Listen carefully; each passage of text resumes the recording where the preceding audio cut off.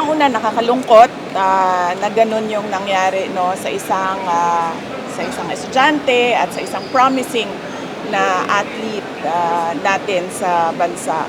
At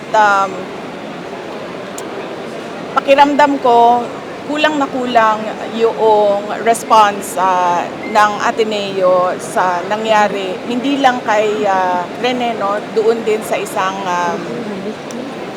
foreigner na player din ng Ateneo na namatay. Dapat kasi sa mga ganyan na mga panahon ay nauuna yung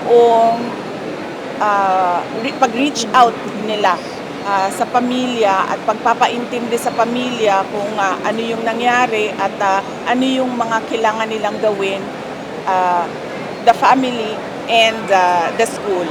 So pakiramdam ko ay malaki ang pagkukulang ng paaralan sa pagbigay suporta sa pamilya. Lalong-lalo na hindi ito ordinaryong pangyayari. No? Ito ay pagkamatay ng isang estudyante. Will you be joining the call for justice? Of course, yes. Oo. As a lawyer, actionable yung nangyari para sa akin. Actionable talaga yung nangyari. Hindi ko na lang gatungan yung pamilya kasi alam mo, yung mahirap yung pinagdadaanan nila ngayon.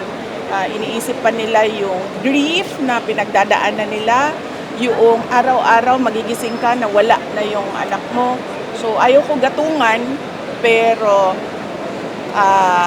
dapat sila pagkatapos ng lahat ng kanilang kailangan gawin para sa burol at pagpapalibing ng kanilang anak ay umupo sila at mag-isip kung ano yung dapat na gawin nila para magbigyan ng hustisya yung kanilang anak. Gawin nila, ibig ko sabihin, gawin nila legally at magkonsulta ng abogado.